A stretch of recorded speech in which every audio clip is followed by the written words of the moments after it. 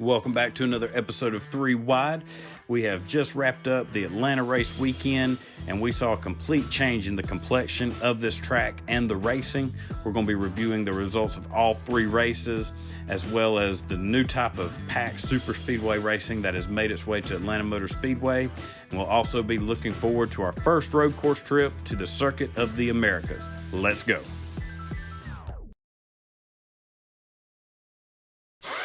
Now, going into this weekend's races at Atlanta Motor Speedway, it was going to be quite different from what we're used to seeing.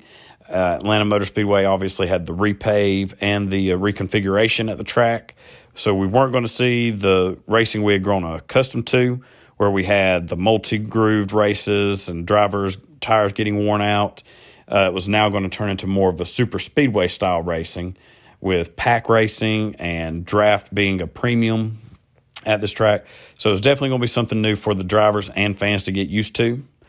Early on in the practices, you could see in the Cup Series a lot of pack racing drivers just trying to get a handle on the track, on how the cars would handle. But the main thing with the track, while the back straightaway they narrowed up, they actually widened the front straightaway until you got into turn 1, and then you could see the racing line narrow up as you got into turn 1. So that would throw a curveball at drivers, how they could adjust and get used to that, where they would be swinging in wide. They would have to narrow up really quick. So it was going to be a lot of questions coming in this weekend, how this new car would handle on this track. This is probably another question mark, kind of like California was, and how these cars would handle. But starting out the race weekend, you had Saturday, which was a doubleheader race with the Truck Series first and followed by the Xfinity race. And in the truck race, it was relatively quiet the first 2 stages. You did have on lap 1 and stage 1, Matt DiBenedetto in second, trying to make a pass on Stuart Friesen, the leader, going into turn 3. And when DiBenedetto went to the outside, you saw Friesen kind of get out of shape.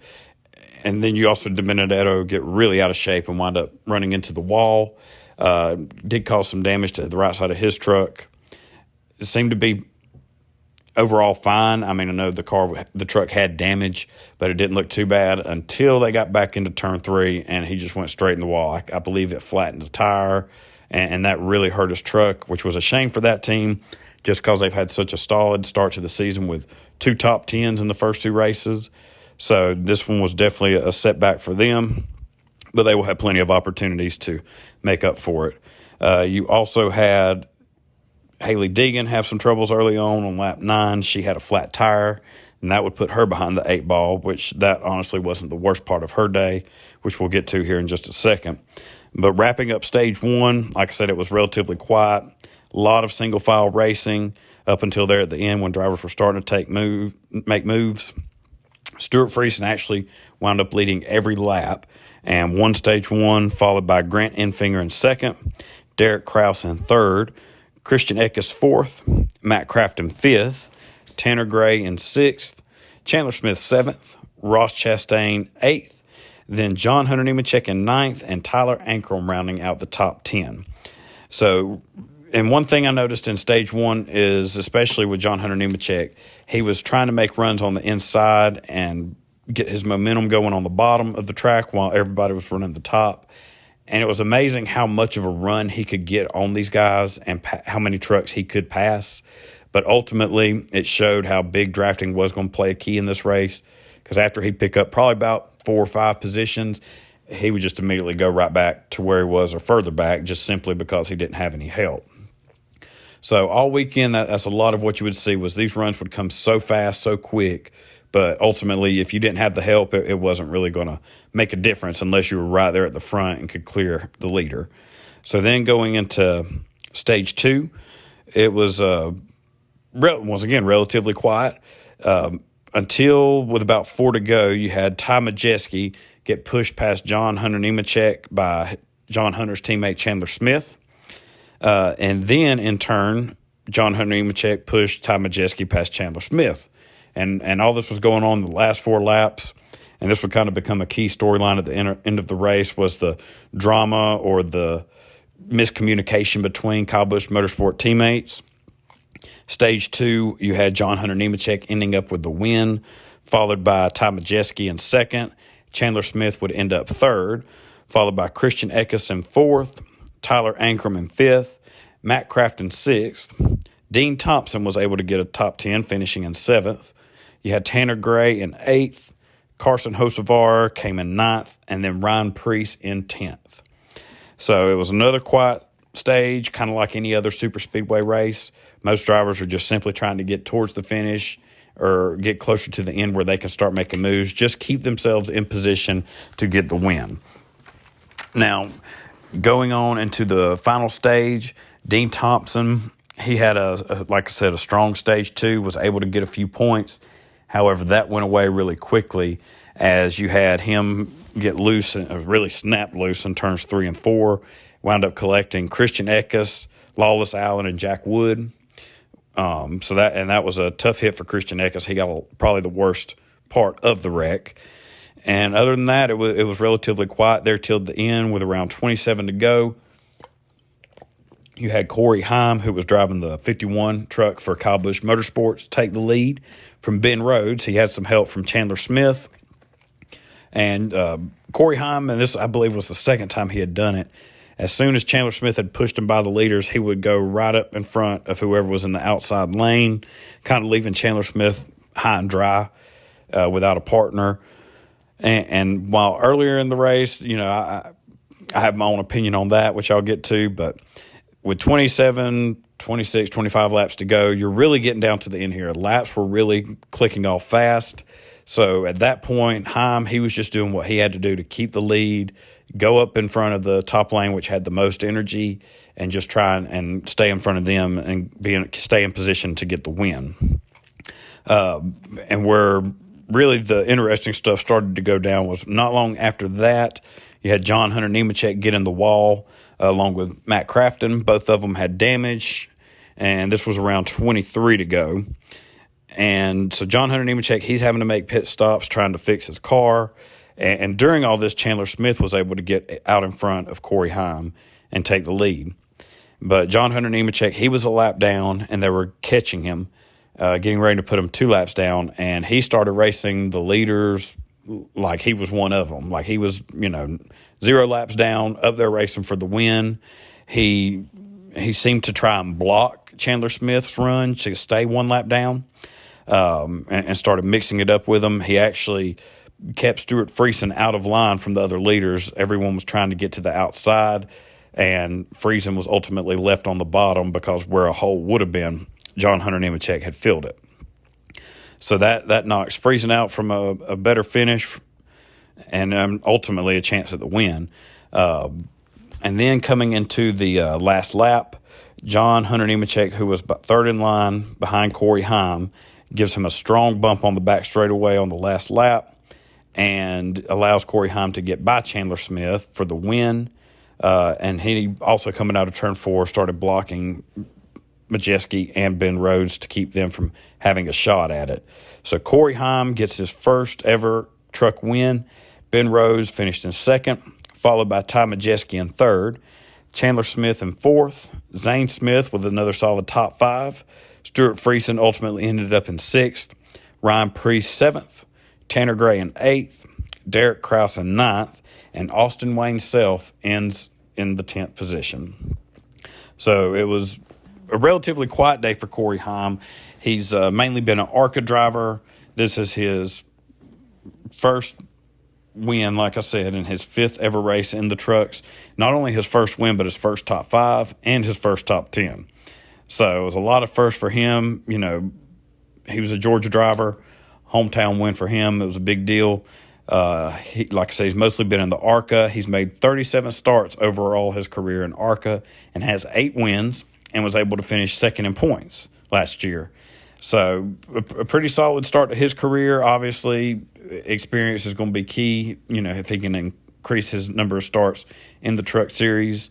And he had an overall quiet day. He finished 20th in stage 1, 12th in stage 2. He was able to keep his truck clean and take advantage of a timely bump draft from his teammate John Hunter Nemechek to get around his other teammate Chandler Smith.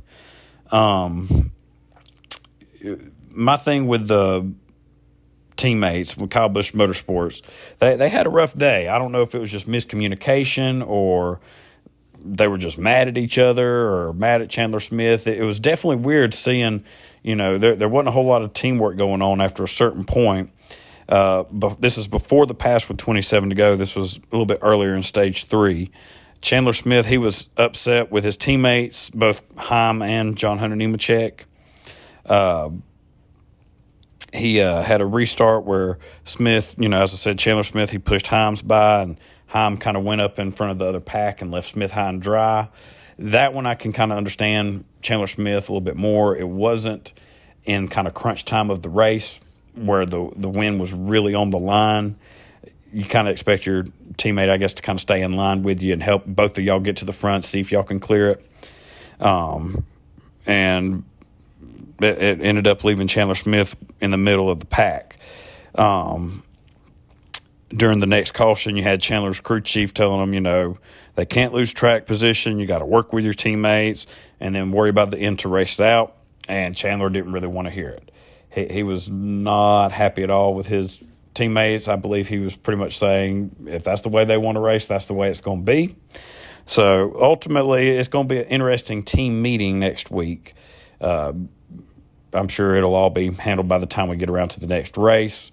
Kind of like, the deal with Larson and Elliott earlier this year is I don't see this really going anywhere. It was just interesting to see, especially across all 3 series, how these teammates, they just seem to have a rough start to the season. So that moves us to our second race of the doubleheader on Saturday, the Xfinity Series at Atlanta Motor Speedway. Like the truck race, it was a pretty quiet stage 1. The only caution was a competition caution due to the rain they got over the weekend. Noah Gragson, he got out to an early lead, and they all wasn't real racy right until the end when you had a battle between all 4 junior motorsports cars. Ultimately, when the green checkered fell, you had Josh Berry getting the stage win, Noah Gregson second, Justin Allgaier third, Sam Mayer finished in 4th, Trevor Bain 5th, Austin Hill 6th, Jeb Burton 7th, Brandon Brown 8th, Brandon Jones 9th, and Brett Moffitt 10th. So it was a solid stage 1 for junior motorsports, able to get all 4 of their cars in the top 4 of the stage. Ultimately, that would be the highlight of their day as it all went downhill for each driver throughout the rest of the race. It started with Noah Gregson during the caution after the stage. He had a slow stop, and also some drivers stayed out. So that put Noah in the mid to back of the pack. And while trying to make up those positions, he was making a pass outside of Jeremy Clements, got loose and make contact with the wall. It looked like he really got into the dirty stuff on the top of the corner where the rubber and the sand and debris goes to at the top of the track. Not really a racing lane, and that got his tires dirty, got him loose, and didn't necessarily end his day, but definitely put him in a hole that he would have to dig out of. Ultimately, A.J. Allmendinger won the stage with his teammate Daniel Hemrick second. Jade Buford finished in third. Tommy Joe Martins fourth. Sage Karam fifth. Sheldon Creed sixth. Brandon Brown finished in 7th, followed by Austin Hill in 8th, Jeb Burton in 9th, and Landon Castle would round out the top 10, putting all 3 Collard cars in the top 10 of that stage. And it was a solid stage in for drivers like Jade Buford, Tommy Joe Martins, and Sage Karam. They played the pit strategy game where they had stayed out after that last stage and was able to hold position, thinking the draft and how the race now is like a super speedway race. That helped them and helped them get some solid stage points, a few extra points on their season. After that, you had in stage 3, Trevor Bain got out to the lead after a battle with Mike Snyder around 60 laps to go. One of the main things that happened Saturday, there was a lot of critiques on Fox's broadcast. There was a lot of shots in the crowd, mostly around kids, which is normal most weekends. But it seemed like this weekend it was a little bit of overkill, constantly showing either the same kids or just constantly cutting away from the action. And also the commercial breaks. There was a few commercials where we missed some of the cautions and accidents. During one commercial break, you had Sam Mayer pitting. He had a flat tire. And that was followed by a wreck with Jade Buford and Jeremy Clements. Jeb Burton, he had made a move in the middle of Buford, and Justin Allgaier wound up getting loose, spinning Buford. And that was unfortunate for Jade, because he had kept his track position pretty much that he was in after stage 2. He was in the top 10 still. Jeb ultimately, he saw a hole, tried to fill it, and it just closed up on him. It looked like Jade may have came down a little bit. Still, it was kind of a risky move at that point in the race, but ultimately that ended his day. And from there on out, it was the famous saying, cautions breed cautions. After that, you had Daniel Hemrick and Joe Graff Jr. in the wall coming out of turn 4. Hemrick, he went low to pass Joe Graff, and it was kind of a mixture. You had Hemrick get loose underneath him, and also Joe Graff, he seemed to come down the track onto Hemrick, which probably didn't help Hemrick battling a loose car. And that was another shame that Joe Graff, he was having a solid run, and they both took a really hard hit into the front straightaway wall, and that ultimately ended their solid days. That 07 car, as you may remember, Cole Custer won with it in Auto Club Speedway earlier this season, and Joe Graff, he was on his way to another solid finish for that car. From there, on those restarts, it became a battle between Richard Childress Racing and Joe Gibbs Racing, mainly between Trevor Bayne and Austin Hill were the front 2 cars. Trevor, he ultimately ended up with the lead, and you had another caution come out under commercial. This time, it was a spin by Sam Mayer. You had a spin also by Brandon Brown with 25 laps to go. He got spun by Sheldon Creed, where a lot of people on social media were talking about how aggressive Creed was driving, which is nothing new with how he drives. He is a very aggressive driver, and this time it just really just brought a lot of unwanted attention to himself. He tried to pass in the middle of both Brandon Brown and Josh Berry and simply ran out of room. At that point, Austin Hill had retaken the lead, and on one of the next restarts, you had Trevor Bayne get shuffled back. He had wound up working his way back up to second place, was going to make a pass on Austin Hill on the outside, and it led to an accident, the big one at Atlanta. He got up in the wall, and it seems like when he got off of it, may have overcorrected. He was turning hard left, came back into the traffic, and that wound up taking out himself, Josh Berry, Noah Gregson, Jeb Burton, Justin Allgaier, Stephon Parsons were the main ones to have damage from that crash. So that took out a lot of Junior Motorsports drivers, and Sam Mayer, he was already having the troubles he had. I know on social media there were some Junior Motorsports employees not happy with Trevor on that one. Ultimately, I think Trevor was just trying to save the car and just overcorrected. He had turned it left to get it off the wall, and ultimately it was when he did get off the wall, it just cut with him. I don't know if he didn't get off the wheel soon enough or what, but that was just one of those unfortunate accidents that happen, especially in this style of racing with the pack. During that caution, you had Mike Snyder actually stay out. He had ran over some debris, had quite a bit of damage on his car, and so it was pretty baffling that his crew kept him out. On one hand, you can understand it. It's the end of the race. He's going for the win. But still, as many sparks was coming out from under that car, and even he was saying himself, he could feel something rattling around in the front. I don't know why he was kept on the track. I'm surprised NASCAR didn't tell him to come to pit themselves. He ultimately ended up restarting on the bottom of row 1. He had Riley Herbst behind him. And when the green flag flew out, you could see from the front of Riley's car, you could see the sparks popping up. And Riley obviously not wanting to stick behind him because you don't know what's going to happen with Myatt's car, if he's even going to get going. And that would, push you back further in the field, take away your chances on the win. So coming out of the tri-oval, he tried to make a pass on the inside. Myatt seemed to push the issue, force him down to the line. And at Atlanta, they now have the double line rule like at Talladega and Daytona. Riley doesn't want to get put in a position where he could get penalized. He holds his line, and ultimately Myatt gets spun. And we're lucky this wasn't another big one because Myatt wound up coming back across the track in the turn 1.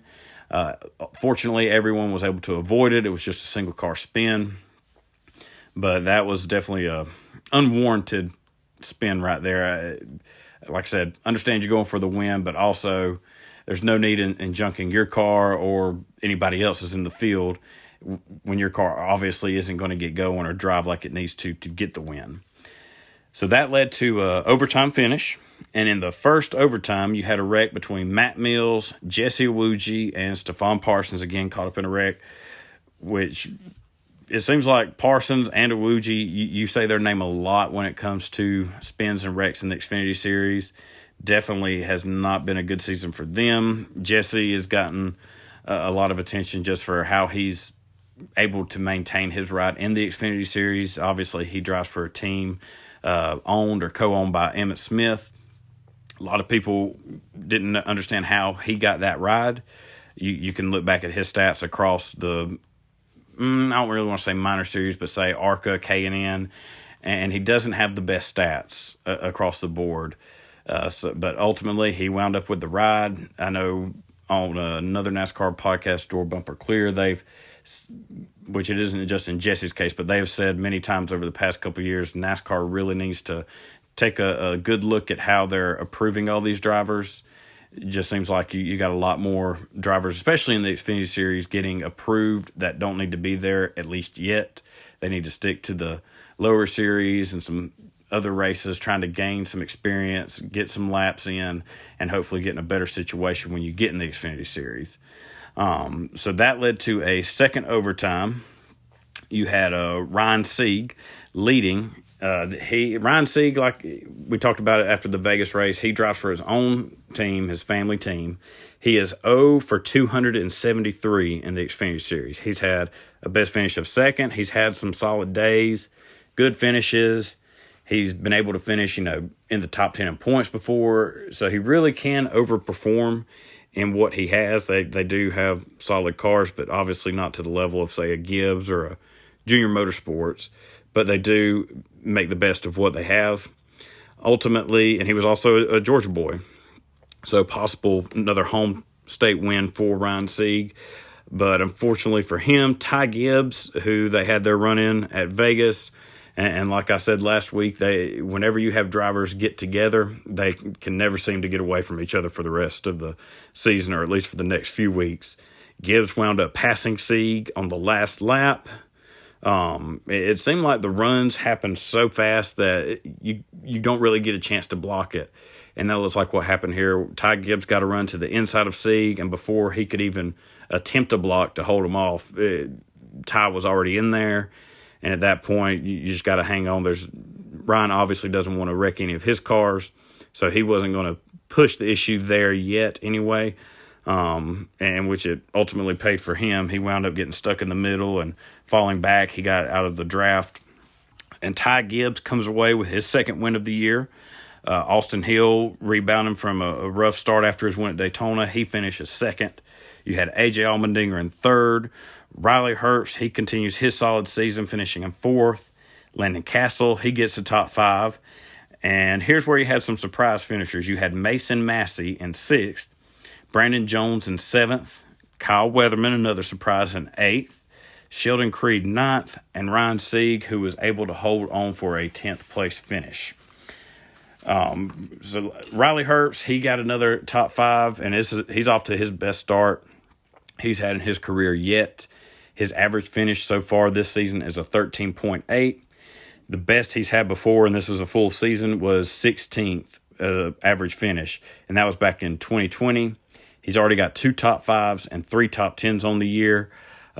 He's got a reputation, especially the past couple years, his first couple years in the Xfinity Series, where he would get in a lot of wrecks, wouldn't be able to finish races, and it's kind of a reputation that's kind of hanging over him. He's so far been able to kind of shed that a little bit at the start of this season. He did wreck at Phoenix, not necessarily of his own doing. He said his brake pedal went straight to the floor, but he was able to bounce back and get another solid start at the Xfinity race. So we'll see if he can keep the momentum up. And it was a solid weekend for Georgia drivers as far as the Truck Series and Xfinity Series go. Drivers racing at their home track. You had Austin Hill finishing second, Mason Massey sixth, Brandon Jones seventh, Ryan Sieg 10th. So 4 drivers there from Georgia able to finish in the top 10 at their home track. Obviously, in the Truck Series, you had Corey Heim. He won the race at Atlanta, and Chandler Smith in 4th, who was in a good shot to win the race as well. So they were definitely having a good homecoming this week back in Atlanta.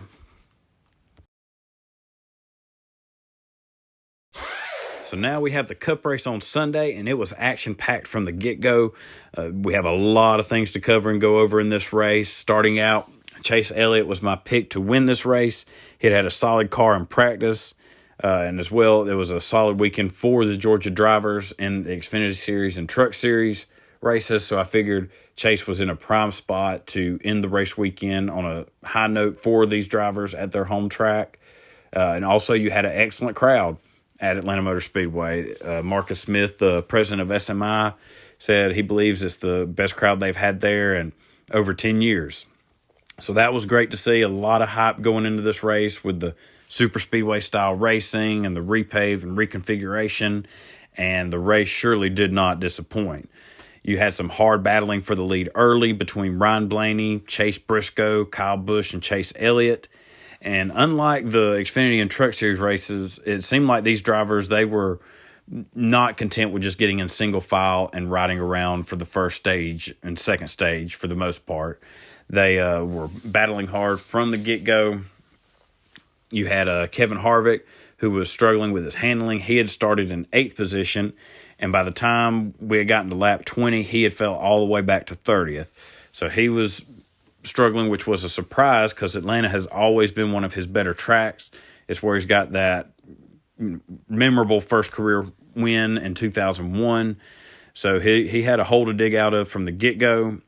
The first caution happened on lap 24. It was a crash, single car crash with Noah Gragson. Seemed like he got loose and had a hard head-on hit going into turn 2.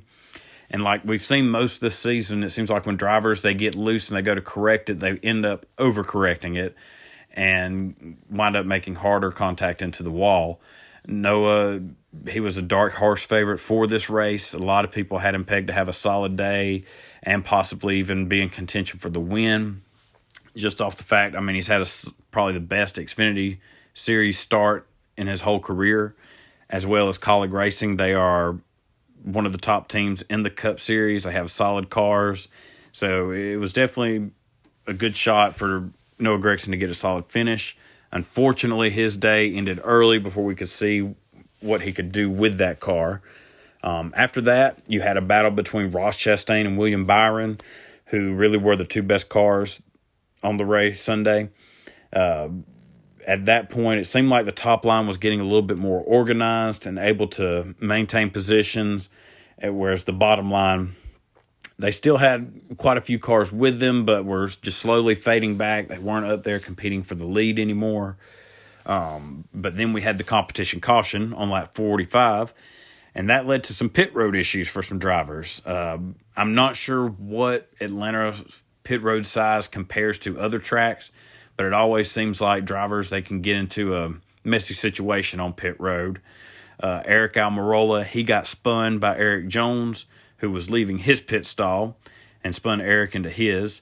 Greg Biffle, he also couldn't enter his pit stall due to Alex Bowman exiting at the same time, and that actually wound up holding up Bubba Wallace, who was trying to exit pit road. So from there on, when the green flag fell, in stage 2 you had or in stage 1, excuse me, Ross Chastain, he had taken over the lead. Everything had kind of straightened out. We're running single file, and he actually blew a tire going into the corner and made slight contact with the wall. Luckily, they were running that top line, so he didn't have a big hit like Gragson did. And by the end of his crew trying to fix the car, as well as I believe he had a penalty, he wound up being 2 laps down. So that put him in a big hole early. Kind of looked like it took him out of race contention and even getting a solid finish. However, we will discuss here shortly, that was not the case. He was able to make a remarkable comeback in this one. Coming to the end of stage 1, we had a wreck with 5 to go. Austin Dillon, he was getting draft help with Kyle Busch behind him. However, coming out of turn 4 and going into the tri-oval in the transition, It seems like he got loose. There was no contact between him and Kyle Busch. It just looks like simply the air got Austin loose and wound up collecting himself and Kyle into the outside wall. And Ty Dillon, Austin's brother, also wound up getting wrecked he was towards the back of the field. Not real sure if he was just over braking, trying to avoid the wreck, or if he had contact with another driver. But ultimately, this took out Austin Dillon and his brother Ty. They wound up DNFing in this race. Kyle Busch, he was able to continue for a little bit longer. And for Austin, this was the second straight week where he was in a wreck while running in the top 10. Obviously, remember Phoenix, he was coming to the start-finish line in the last corner and was in 10th position and was wrecked by Suarez.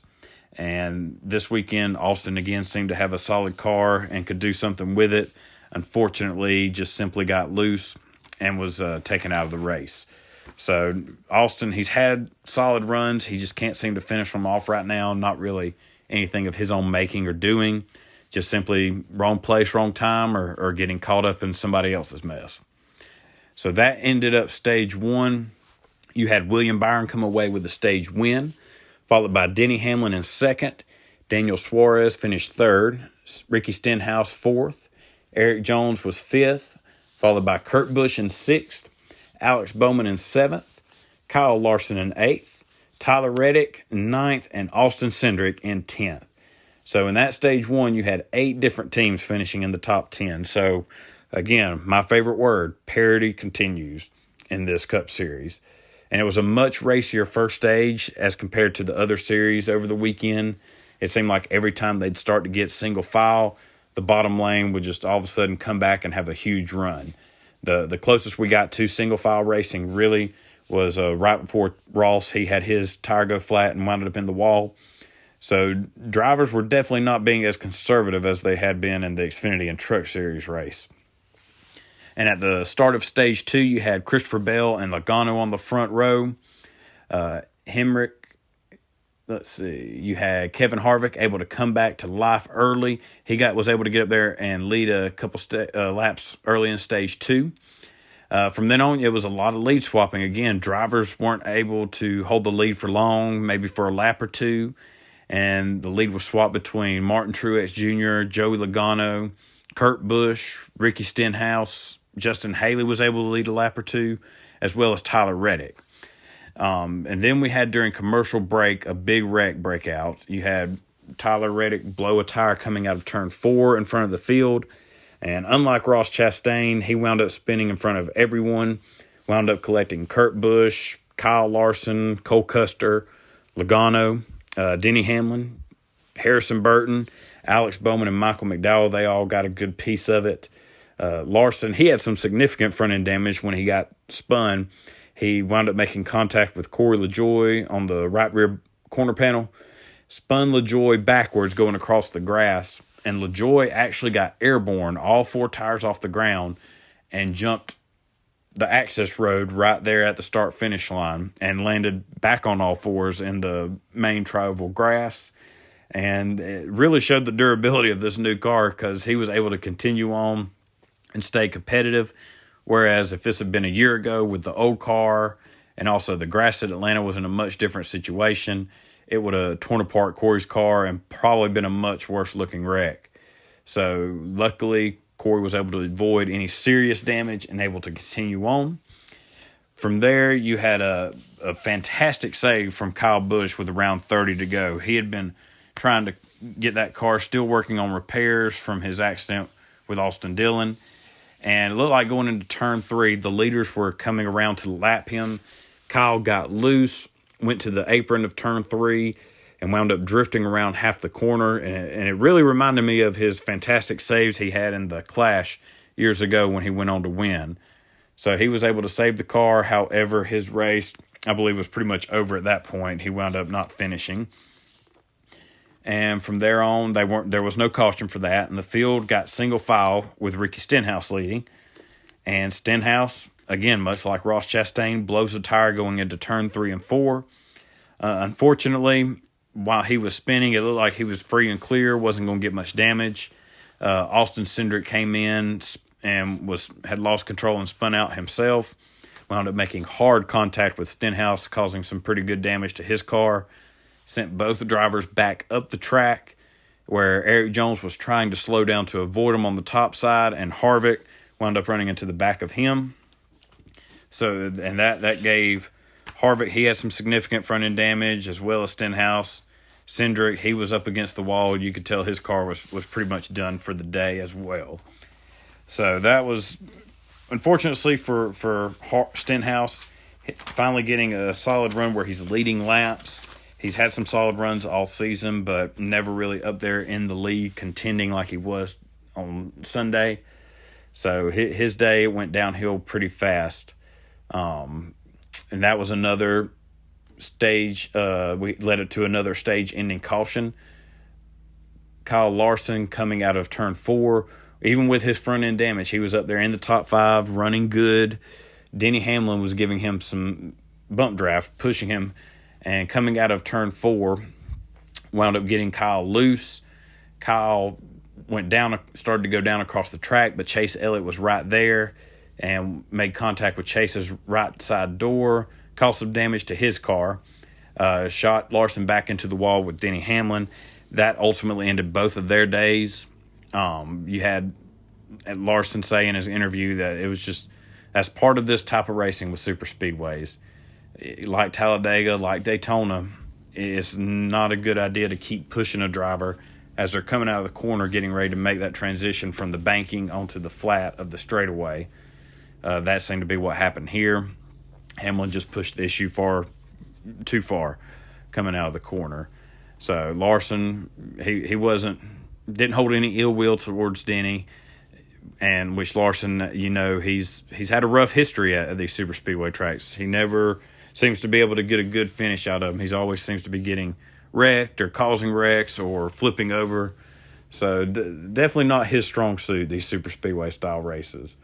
So with the end of stage 2, you had Ryan Blaney come away with the stage win. Chase Elliott, because it ended under caution, was able to finish second. Chase Briscoe was third. Eric Almirola fourth. Brad Keselowski in fifth, followed by Daniel Suarez in sixth. Martin Truex Jr. in seventh. Bubba Wallace eighth. William Byron ninth. And Ross Chastain in 10th. So in a matter of one stage, Ross Chastain was able to make up his 2 laps, thanks to these cautions, able to take the wave around, and was still able to get a top 10 in this stage and get a bonus point. And at the early stage 3, you had more battles for the lead between Martin Truex Jr. again. Daniel Suarez was able to get up front for a few laps. Chase Elliott got the lead, as well as Bubba Wallace. The damage that Chase he got in the wreck with Larson did not seem to hinder him. He was still able to continue on and run up there with the leaders. And it was really the same with Erik Jones after the crash with Stenhouse and Harvick. His car, he was up there in the top 10 for most of that final stage, even the top 5 at one point. So it really is a testament to these new cars at how well they hold up from slight contact from drivers. You had a debris caution come out, and after that, William Byron, he seemed to really take control and put his foot down on this race. Bubba Wallace was able to build off of his solid finish in stage 2 and come up and be a contender for the race win. And he had his good friend Ryan Blaney right behind him. And you had Ross Chastain. He was able to, as I said earlier, come back from 2 laps down, back into race contention. So a lot of storylines going on right there. A lot of big names trying to get back into victory lane, or even for the first time with Ross's case. From there, leaders seem to be going single file, getting ready for that final run to the checkered flag, just trying to keep their cars clean and have a good shot at the win. Unfortunately, that was all thrown out the window with a wreck on the back straightaway with Todd Gilliland and Cody Ware. And it was a hard hit for Cody. He had a driver's side impact on the inside wall.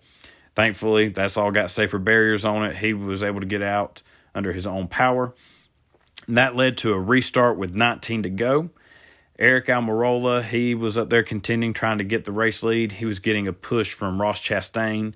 And by the time they come back around to the start-finish line, Ross, I don't know if Ross just bumped him too hard or was off-center from his rear bumper, but wound up spinning Eric Almirola through the tri-oval grass, and that really put the brakes on Eric Almirola's chances at a solid finish after working his way up to the front and his pit crew getting him in a solid position. So Eric, he still has had a solid start to his season, but unfortunately he just got bitten by the bad luck bug on this race. From there, after that restart, you had Bubba Wallace get pushed to the lead by Ryan Blaney with 12 laps to go. You saw the pushing get more aggressive. And it was at this point I could not believe I never even thought about Ryan Blaney or Bubba Wallace being contenders for the win. Even though Blaney's the defending race winner at this track, it's a different style race with the super speedway. But still, Blaney and Bubba, they are definitely two of the top super speedway style racers in the field, and just never entered my mind to pick them. But there as it got towards the end, it definitely looked like Bubba was going to be kind of the guy to beat, especially with Blaney right behind him. William Byron, he was ultimately able to get back to the lead, and the top 10, they got single file with around 7 to go. And I thought William Byron, rather, was going to be a sitting duck in that lead because he had Bubba and Blaney right behind him. And you knew if Bubba went, Ryan Blaney was going to go with him. You know, their friendship off the track is very well documented, and would not have surprised me if that Blaney went with Bubba just to try and make the race between those two and get one of them to win. But you did have Chase Elliott trying to make moves. He, as I said, the top 10, they were running in the top lane, single file. Chase, he tried to make a move from 5th place, but had no help, so he gets shuffled to the back, but not too far because you did have a bottom line with Daniel Suarez leading it, so he was able to keep touch with the leaders right there at the top 10. Then you had Christopher Bell try to make a run on the bottom, and he was able to make it work a little bit better. He was definitely using side drafting a lot more than Chase was. But what was surprising to me was when he went to the bottom, his teammate Martin Truex Jr. didn't go with him, even though he was right there. They were, running nose to tail. But the whole time, Truex never made that move to the bottom, whether it be in front of Bell to get the push from him or to get behind Bell and push him to the lead. It just never happened. Which going into the last lap, then you start seeing drivers at this point, they're starting to fan out, as you see at Daytona or Talladega. As soon as that white flag falls, everybody's going to spread out and try and make a move because the caution or the checkered flag, whatever happens next, is going to end the race. Ryan Blaney got back up to Bubba Wallace going into turn 1. And I don't know if he came with too big a head of steam or what happened, but when they went to turn 1 and Blaney bumped them, it got both them loose and it sent Blaney into the wall and wound up collecting Chase Briscoe.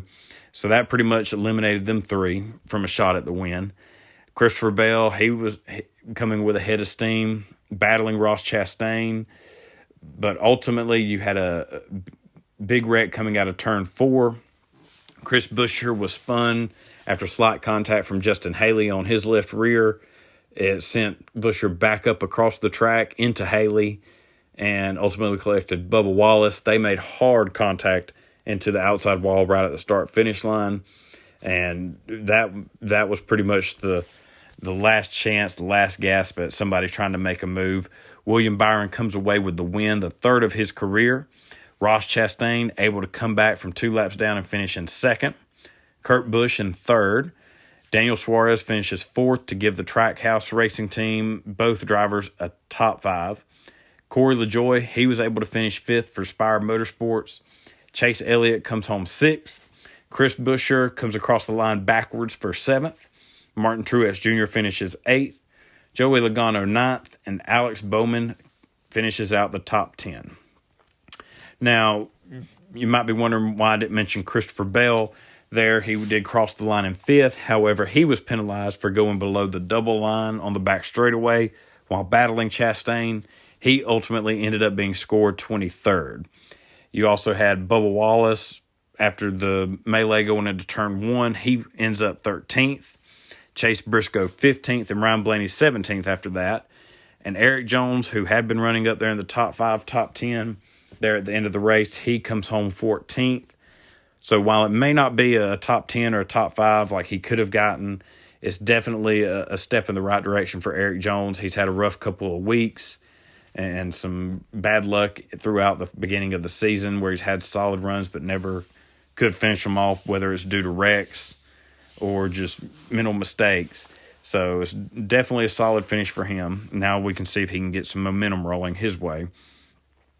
And one of the bigger storylines for me in this race was Denny Hamlin. His struggles seem to continue. Through 5 races this year, he has 0 top 5s and 0 top 10s, which is surprising to me just because, I mean, how many years in a row has he been a championship contender in the championship 4 with a shot? And he just seems to have really struggled with this new car. And he even mentioned in his interview after the wreck with Larson that he's just not able to finish it off. He's made some mental mistakes, stuff he has to clean up.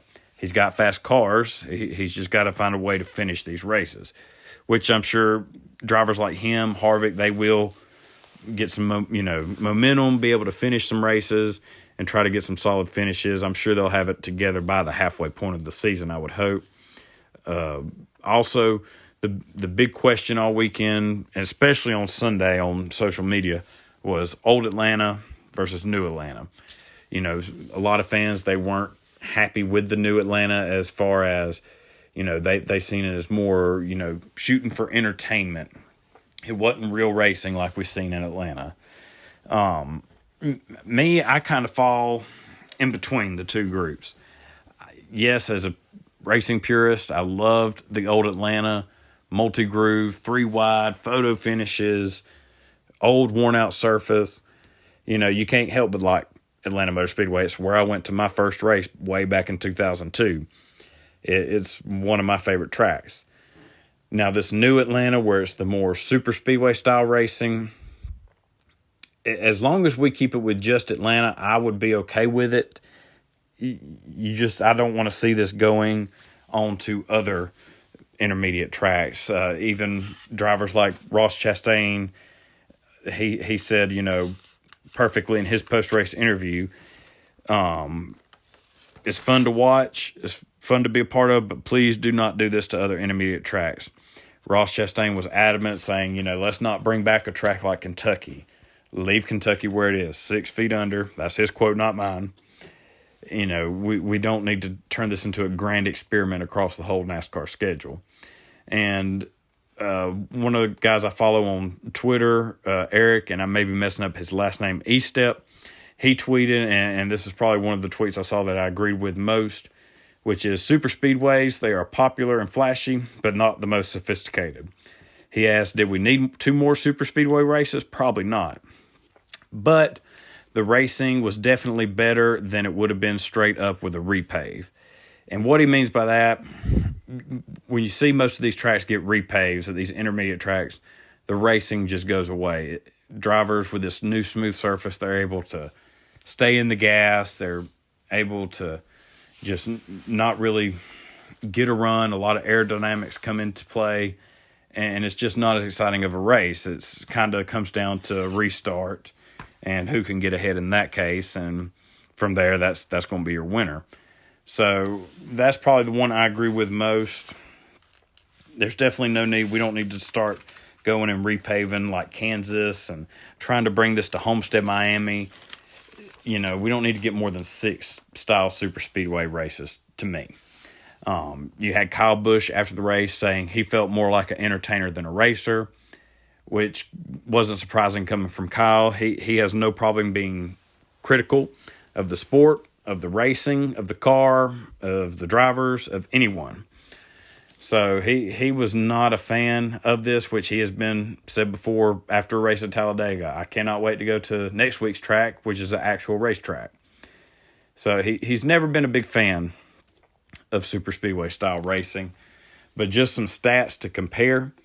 In this race, you had 6,439 passes. That is about 25 passes per green flag lap. Whereas in July, you had 2,087. And in March, you had 2,386, which came out to about 8 passes per green flag lap. Those are stats I found on racingreference.com. And it just goes to show with this package, it was a lot more exciting. It was entertaining. I mean, I really can't knock it. The old Atlanta, it's gone. It's not going to come back. NASCAR is going to do whatever they can in their power to keep it like we saw Sunday. It is going to be interesting come July with how that race is going to be, because July, Atlanta, Georgia, that track is going to be hot. It's going to be slick. How is it going to race? How are drivers going to be able to handle it as compared to a race in March when we still have some cooler weather?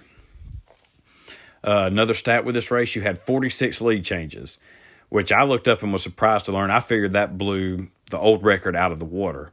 However, it didn't. The old record was 45 lead changes back in 1982 in a race Bobby Allison won. So I would have figured the old record probably would have been in the 30s at most, and that's pushing it. So that was definitely a surprising stat find for me. Also found on Racing Reference. So it was an exciting race. I can't find any way to knock it. Another thing of note, the durability of this new car. It continues to impress.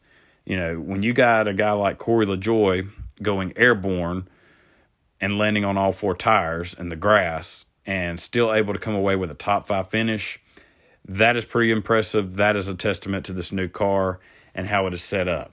And it's the same with Chase Elliott when he got hit in the door by Kyle Larson.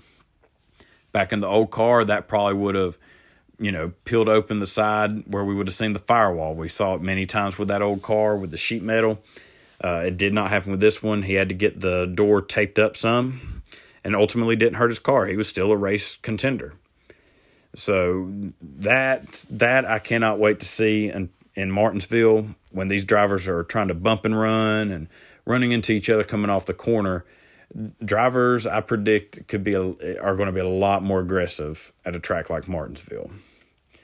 You had Kurt Busch was kind of a standout performer. I looked up a third-place finish, I believe, and he was a quiet, true Kurt Busch day. He's one of those guys that can come out of nowhere and will surprise you and win the race.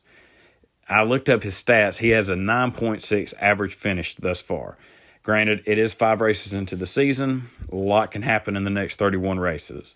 However, his career best average finish was way back in 2015 with an 11.1 average finish. So he is on pace to possibly have the best year of his career if he can keep this up. And that's going to be the key. Can he keep this momentum up? You had parity continuing. Like I said, it's my favorite word this year. I may say it every weekend if it keeps up. 7 different teams in the top 10. We've had different winners in the first 5 races. Granted, they are still from your powerhouse Hendrick, Penske teams. However, I mean, look at the winners of those teams. Austin Cindric, he's won a race. Joey Logano and Ryan Blaney have yet to find victory lane. Kyle Larson, of course, he's won with Hendrick. That was no surprise there, but William Byron and Bowman, they both have a win, and you still have Chase Elliott searching for his first one. So even though you're still having some top teams get up there and win the races, it's different drivers as far as like William Byron and Austin Cindric goes. So that's obviously Chase. He's going to have a good shot at COTA this upcoming week, which we'll discuss here in just a second. But I'm still loving what I'm seeing as far as all these different teams, all these different drivers up there with a shot to win.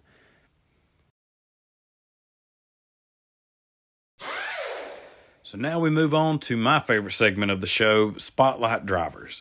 These are drivers who may not have gotten the race win and the trophy, but they still had a solid finish, were able to get up on the wheel and grind out the best finish that they could. My spotlight driver for the Truck Series race Saturday was Derek Kraus, who got his first top 10 after struggling in the first 2 races. Derek, he is known for his aggressive driving style. He's been known to cause quite a few wrecks, or he'd be in the middle of many. Consistency has definitely been a problem with him, but he has definitely shown the speed this season so far. He's been up front towards the end of a lot of these races. He's just got to work on that consistency, and he very well could come away with his first career win this season. In the Xfinity Series, I am going to give it to a team. It's not just one driver, but a team, both drivers. DGM Racing. Both drivers were able to finish in the top 10. Mason Massey, Georgia driver, was able to get a 6th place finish, his first career top 10.